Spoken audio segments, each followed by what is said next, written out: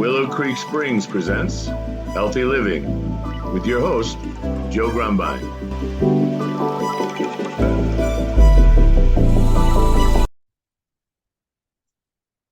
Excellent. All right. Well, welcome back to the Healthy Living Podcast. I'm your host, Joe Grumbine, and I have a very special guest today, and his name is Thomas LaGrave Jr. And Thomas, welcome to the show today. How are you doing today? I'm doing wonderful. Thank you so much. Well, you have quite a remarkable story, and in talking to you just a little bit before the show, I learned a little bit more about the story, and I think that it's an important one. You're working on your life as everybody is, but you were able to take some of the challenges of your life and you came up with a plan to help people with it. And that's sort of the human story, right? We live, we suffer, we learn, and if we're wise, we turn and take what we've learned and we share that with somebody else, and maybe they don't have to suffer so much too. Sounds like that's kind of the route you've gone. Yeah, that was definitely the circumstance. I years ago ended up working with young people, and it wasn't for the purpose of me going to help them. I had an addiction issue, so they helped me. I took a job at an adolescent recovery facility, and because of that, giving me my life back, I've kind of like dedicated the rest of my life to the not those particular youth, but youth in general. So And that's that's how it powerful. goes. I think that, in my experience, I've worked with a lot of different groups of people in trying to help and do, service type work. Yeah, And most of the time when you help somebody, they just say thanks when they walk away. And most of the time when you need help, they look at you and say thanks and walk away. So both sides of this is important. And the fact that somebody, you're in a situation, you're struggling with addiction. And yes. when that happens, we make a lot of bad choices. And a lot of times, you end up with consequences. Maybe you have some community service hours you got to fulfill, or maybe you got to do a stretch in jail or prison, or maybe you got to pay some fines, or certainly you got a lot of apologizing to do because we generally make a mess of things. You tell. So when you come to that place and all of a sudden you found a lifeline come to you, Yeah. or you recognized, I guess, that you're in a transitional moment, like we go through life, you were spent time with the military hospital. You've seen a lot of things, Yeah. and when things get rough, generally that's when everything just falls apart. Um, we make one bad choice after another. We compromise things that we said we never would. We break every promise we ever made. We mean well, but we don't do well. Exactly. Exactly. You And know, so tell me about this idea. Like you're sitting here, you're in a program, you're able to be, I don't know, maybe providing some meaning in your life. I mean, I yeah. think a lot of times when we find ourselves in addiction or struggling with, any kind of substance abuse, I think a lot of it has to do with our own self-worth. Like we don't feel like we're contributing, so we just, want to numb it, make it kind of, I don't want to feel that. And that was the reverse side of it when I finally decided that I wanted to get sober. Hmm. And it was these young people that I witnessed and saw how they went about getting it. And it showed me the courage that it took for them to do that. And that gave me courage. And then as we progressed, it turns out that I was able to get my sobriety going, and I left the adolescent recovery facility for a boys and girls club. Nice. So I ended up 4 years in each of those places and saw that not only had they given me my life back, not only had I wanted to dedicate it back to them, but I saw that I was falling short with enough knowledge to be able to be there for them when they needed those types of questions that inevitably, when an adult is trusted by youth, they will come to them. And Right. because I wasn't able to have uh, answers on enough occasions, I made a choice to go back to school. Okay. So now I spend the next decade getting the credentials. I got a bachelor's and master's. I got Nice. licensed, board certified. And these aren't things so that I can feel good about myself. This is because I needed that knowledge base for a foundation to understand how, when these young people are telling me this is going on, well, education taught me how to find the answers. I went and involved myself in, I worked for Child Protective Services. I worked for the developmentally disabled. I went into the prison system, and also that I could get a better understanding of how to let our young people know that if you've got an issue and you want to bring it here, I got an answer for you. That's powerful. It's hard enough to get the youngsters to trust an older person Yep. because, their nature is to be suspicious and to think that, the old people are against the young people. I know that's how I always felt, and it doesn't go away unless you have an experience that says, oh, well, maybe it's not that way after all. And some of us never get that. And so, then when you do, maybe create a place where you're willing to talk to somebody, you're going to be highly suspicious.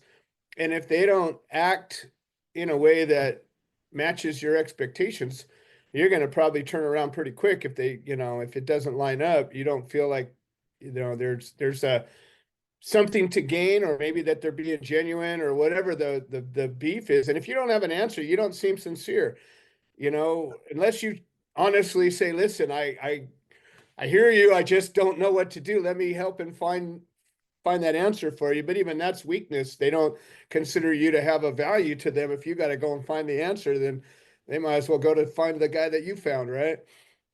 And here's the thing is, now we're going on 35 years of clinical and 10 years before that. So I've been working with young people for the last 45 years. And Nice. you're right. You can't go walk up into a group in the middle of a park. That's not how it's done for me. Nope. So I'm working at residential treatment centers. I'm working at homeless for youth. I'm going to where they're at. And here's the thing. I learned this first working at the adolescent recovery, and then especially at the Boys and Girls Club. If you make a promise to a kid, you better keep it. Yep. Because if you don't keep it, you go find another job, Yeah. because you're useless. They will never trust you. Yep. And word gets out that you're not trustworthy, like I Just said. like that. And so you have to be very careful at all times to make sure that you're not promising them something you can't do. Right. Or if you promise them something that you can do, you better do it. No, for sure. And so you you come up with this idea. Now, I get ideas all the time, and Yeah. and most of those ideas never turn into anything because the idea is, sort of the ingredients to make a thing happen, but you also have to have the environment and the will and the resources and all the other stuff to make it happen. The idea is the very important part, but it's not the part that brings it to life. And so how did you go? What was your next step? Like, you get this idea and then you go to all this schooling and now Yeah. you got these credentials, and now what? I came to understand by looking at the various stages of development and over the years how much youth change. I mean, when I was a kid, today's youth are not, there's not even a semblance. Nope. So what it came down to is, what was there in my time of being a adolescent or a young person that isn't necessarily here now? And I came up with the understanding that we're missing a rite of passage. That rite Interesting. of passage is ancient and it has been forgotten. And there's, for me, what I looked at doing was, all right, let's create a nonprofit Mine is Honor Bound Academy.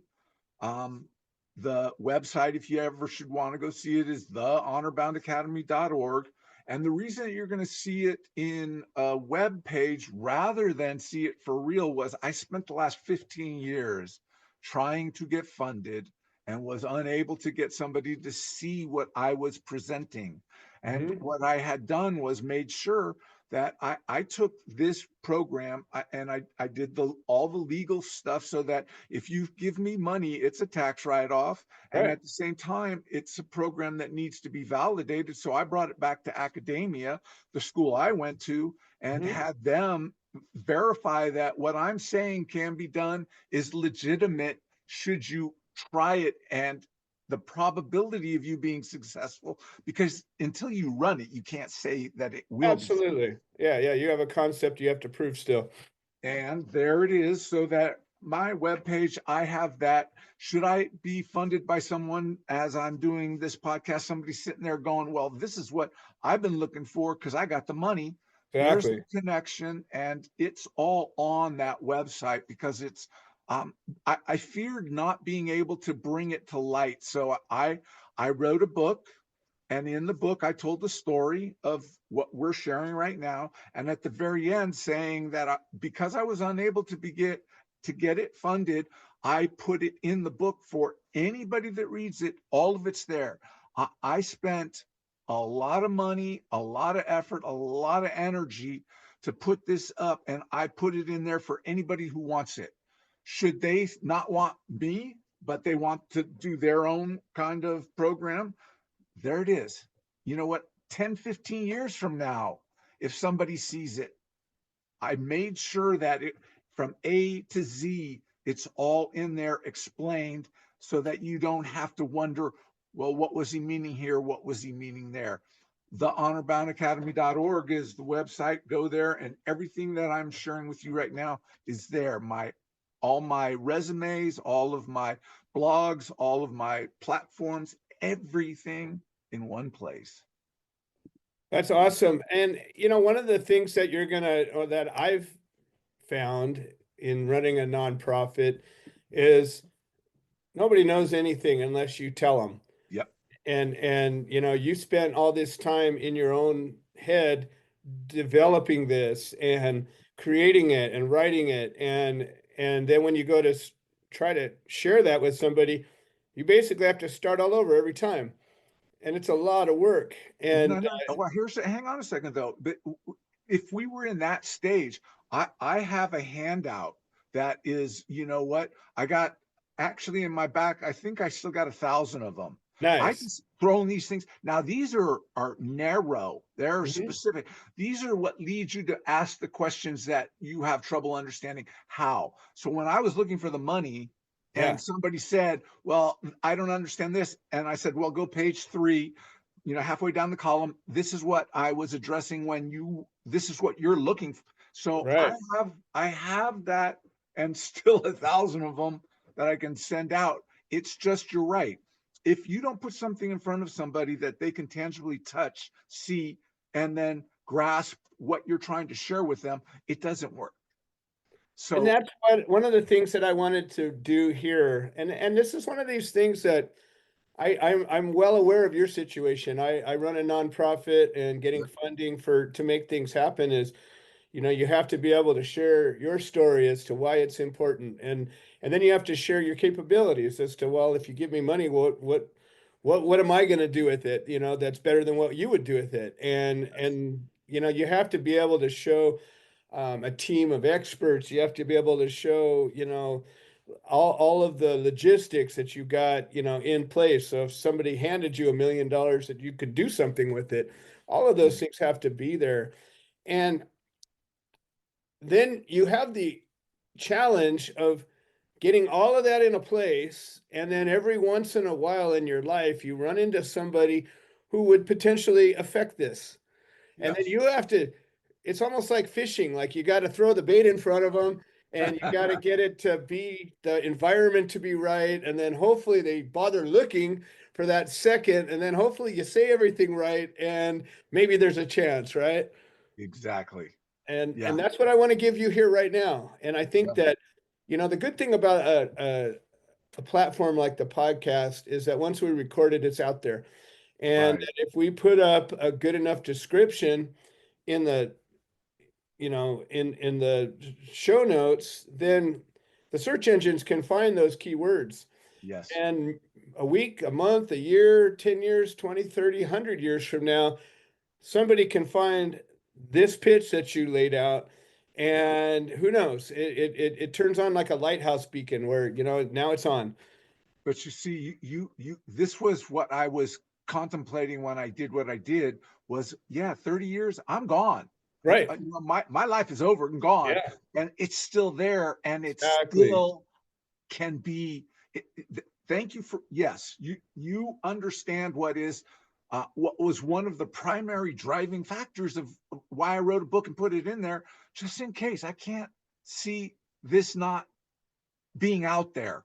And it Right. might not be today, but like you said, 30, 100, 300 years from now, Yeah, the problems that it's addressing are never going to go away. They're always going to be. exactly. Young people have issues. Come on, what's That's never going to change. that's Yeah, not the brain drugs will science probably or change. rocket science. Yeah, yeah. The ways that they act out and the drugs and the problems will change, but the solutions won't. And I think one thing we can learn from our existence as a human race is that we don't change very quickly.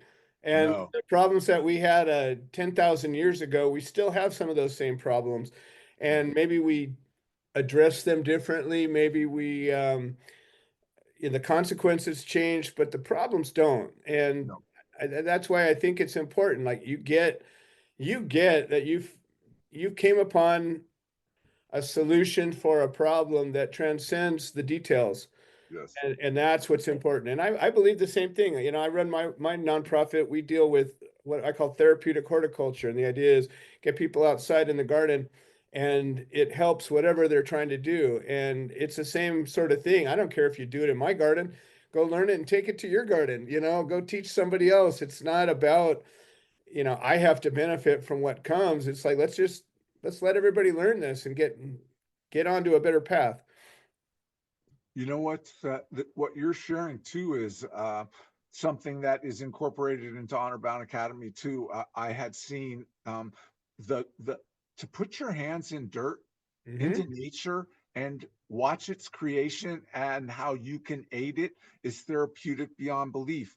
There's also I saw a number of folks that were helped with the horses, Hmm. that Yep. horse therapy, and then Yep. man's best friends. Yep. So all of those things are exactly what can be uh, taken from today and sent to the future, because they'll always be able to address what the issues are in their own way of being interpreted. Exactly. A kid from 40 years ago has a dog that a kid today has. It's two different circumstances, two different worlds, but yet the same effect when you reach out and immerse yourself and into trusting or growing or teaching those things. 100%. And that's one of the things that I think, as a nonprofit, director as you are, Yeah, you have to learn how to craft your message if yeah, you want to be effective. And I think that that's, this podcast is about helping people find health. It's about helping practitioners be more effective. It's about finding answers for patients and people that are struggling. It's about all of these things. And there's a lot of guests that come on this show that run small businesses and nonprofits, and we all run into similar challenges. Like we're trying to keep ourselves alive because you got to take care of yourself as well. And yeah. then you want to be effective as a business. You want to be authentic. You want to, in my nonprofit, it's legacy work. I'm going to be around for maybe another 50, 60 years, but Sure. that's nothing in a drop of the bucket. So, I spent 30 years working on my property. I certainly want it to be around for a few hundred years at least, right? Yeah, those are, but you see, as you shared, they start with a thought, and then it requires knowledge, and then you need to see where you don't have the strengths, and you need to incorporate those that do. And the one thing that we have yet to say is that once you get funding, you got to maintain funding. Exactly. And yeah, you got somebody that saw your moment and could help you in the moment, but now that you've proven that that moment is authentic, and then you need to what is it, scale up. Right. And It's got to power that. Yeah. yeah, and therein lies the continuing issues that we speak of, because it's not over. And that's why, you know, all the big nonprofits, they do these annoying fundraisers, and they're always having gala events and doing stuff to, and people don't realize it. Over the weekend, I went to a convention of that scientists and doctors. There's a group called Brain Mapping, and it's some of the leading researchers in the world on studying the brain. And as I'm sitting in some of these talks, you know, there were some talks on pediatric oncology. So you got children who, through no fault of their own, are dealing with cancer and life-threatening diseases, and they're trying to solve them. And these doctors are up there, you know, telling their story, and they kept coming up with these same problems. It's like, yeah, well, we need funding, you know, and we need to talk to, you know, the other people that are working on these kind of things. And people don't talk to each other. And you know, these are, you know, the leading edge problem solvers of the world, and they run into the same problems. And that's one of these unfortunate scenarios. Like, you got movie stars and athletes, they're running around, you know, everybody's throwing money at them. And then the people, and what do they do for humanity, really? You know, and not a damn thing, in my opinion. I mean, make us laugh, make us cry. Okay, great. I can do that too. You know, nobody's going to throw millions of dollars at me for that. And it's not to be begrudging. It's just a matter of, we got to figure out how to find our way through this. And so that's what I wanted to do here. We got a few minutes left of this recording, and I would say this. Imagine that I'm a guy, we're walking, sitting in an elevator, and I notice that you got this pamphlet in your hand, and you seem like you're motivated. And I say, hey, what you up to? What is this thing that you're doing? And you got, you know, well, the elevator's going from floor 1 to floor 6 to tell me about it. Tell me about your program. Yeah, I began working with young people. I've been doing it now for several decades, and have come across my idea of what I think should or could work, and it's called a rite of passage. And what that does is it takes our youth not in what we tell them to do to become adults, but we show them. And I've put this place together. I've got I have where the finances will go, what is necessary. I have a pamphlet. I could, you know what, go on and on and on. But the bottom line right now is I'm dedicated to it. My heart and soul are into giving. What I'm seeing is what's fallen so short in the young people of today. And so all that I'm trying to do is give them something, a little something back. So if you could help me with that, you know what? I'd be there for you too. Awesome. So let's look at this. And I look at every problem like a real, you know, like, let's jump into it. You know, if I walk up to you and you're working on your car, and I got a toolbox and I pull it out, then I'm planning on, you know, getting in and wrenching with you a little bit. So Okay. I would say this. Do you have a list? Like, say somebody came along and said, well, I don't have enough to do this whole thing for you, but I got $10,000 I would put into this for you. And do you have like a list of priorities of like what you need, and mile markers that say, hey, if I got this, I could push it forward? Or, you know, or is it still sort of amorphous? You know what? Yeah, because here's the thing with that. We say scale up. Well, I can scale down too. Sure. The program saw 100 young people Mm-hmm. in a year program. So let's go down to 6. Right. So yeah, and what that needs is I need a house with enough bedrooms. There you go. That's what I'm after. That's what I'm after. Like, give me a target. So Yep. that's what I'm saying. Because you know what? With a nonprofit, somebody might have a rental house that they're not using Yep. anymore. Yep. Or they're getting ready to take on a renter and they go, man, I don't want to deal with renters anymore. They trash the house.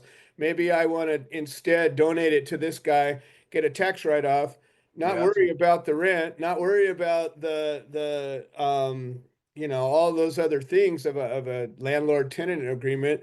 And instead I want to partner with this guy, let him use my house, and then I'm just saying there's sometimes there's answers that are right in front of you that are different than the ones that you pictured. And I think that in putting out like the actual goals that we're looking for, like for me, I've got these big eucalyptus trees on the property.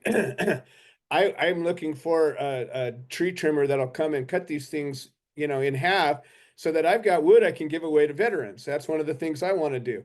Won't cost anybody any money. If they Yep. just drop these limbs to the ground, I can cut them up once they're down there and I can give you a big fat tax write-off. It's the same idea.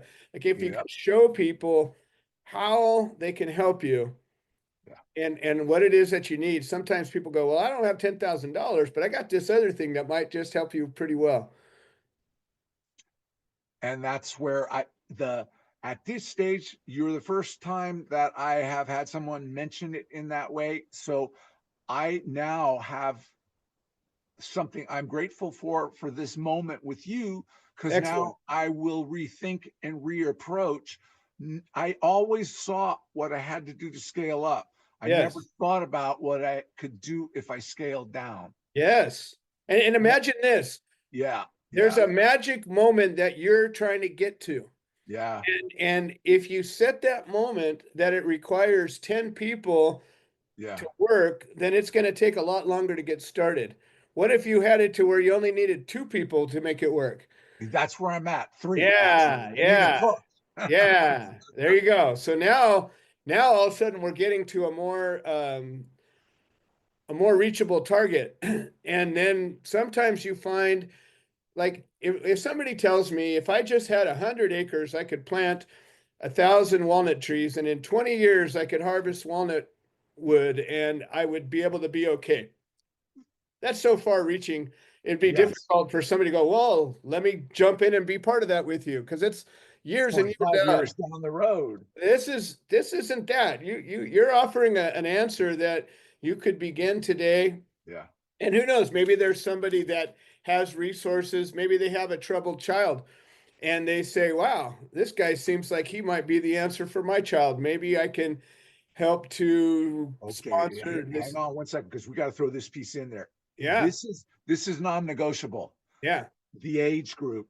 I Okay. looked at that. It's 18, 19, and 20. Okay, perfect. Fair Yeah. enough. Because 17, you have parents, and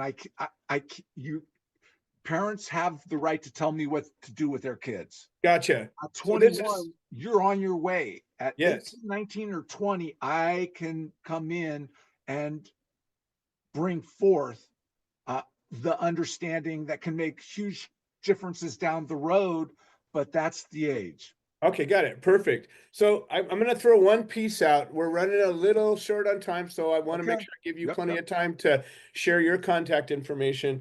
But one of the things that might be a resource, if you can get it together in thinking about whether it's looking for grants or whatnot, is connecting yourself to the court system.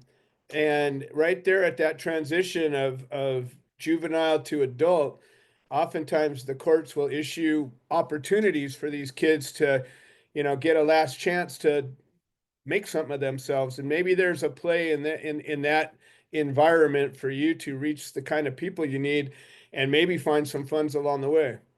Yeah. Well, now, prior to our conversation, Mm-hmm. that was going to be, I came up with how do you screen for the right kind of young folks? Yeah, And one of, there are different, I need have access to all the different colors, black, sure. brown, yellow, but I Yeah, also need to have access to those that are coming from the wealthiest families sure. and from the poorest families, those who are being incarcerated, because all of that you can use to bond them together and see worlds within worlds that is critical to giving them the best opportunity to go forward. So yeah, I'm like I said, On top of all of that, looking at those details are the kinds of things that you can use to find funding as well. So when yeah, you start to do grant writing work, you'll find topics of funding, and it might mean something specifically that's ethnic or yeah, um, they it are. could have to do with financial abilities or whatnot. But that's where sometimes they put funding points in. Well, Michael, let's go ahead and give everybody a full recap of how they can get a hold of you. And I really think that you've laid out a good case. And you know, With your help. yeah, no, that's what Thank I'm you. here for. Absolutely. And Yeah, I'm here, if you come up with an idea and you want to continue this conversation, we yeah. can come back and add to it. Revisit. I'm all about creating a community where people help each other, and what Yeah. you're doing is very in alignment with what I do. So there's maybe a place for us to work together, and I'd say that. So why don't you go ahead and give us all the ways people can reach you, and let's give that plug. I have everything in one place. It's called the Honor Bound Academy. THE honorboundacademy.org. That's the platform that gives you everything. All my various platforms are there. All of the blogs that I've ever done, all the ideas that I've tried to put out there, all in one place so that you can find everything. Again, thehonorboundacademy.org. And the book that I wrote, you can find that on Amazon. All right. Sweet. Awesome. Well, Thomas, I appreciate your Yeah. time, and I will put the link to your website in the show notes so that way when somebody finds the podcast, they'll be able to go straight into your website. And so thank you. I did not, you gave a whole avenue that I have not even touched. Wonderful. So thank you. You're very welcome. I'm glad to work with you, and don't hesitate to reach out. Maybe we'll continue this conversation in the future. I think we might just have another conversation. Yes. Awesome. And you enjoy your day. Thank you. I will. And thank you to everybody that has supported the Healthy Living Podcast, and we will see you next time. This has been another episode of the Healthy Living Podcast. We produce this show so that people can share their stories, people that have overcome obstacles, people that are undergoing obstacles. We're building a community of health-minded individuals. If you're interested in supporting the show, please leave a review on the platform you're listening to it on.